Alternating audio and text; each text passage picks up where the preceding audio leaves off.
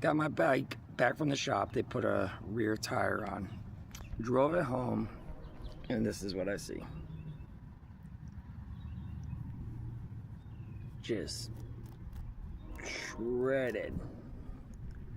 So I was wondering what could have possibly done that. Holy crap. Torn right to shit. And then I'm like, well, could that do that much damage? So I go look underneath. What is all this on my exhaust tip? It's caked on there, rubber, burnt rubber now.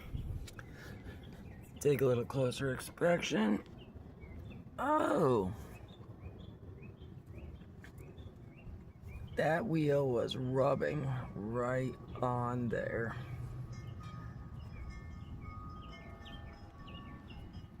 Look at that. Just shredded it. Boys, that's some shit.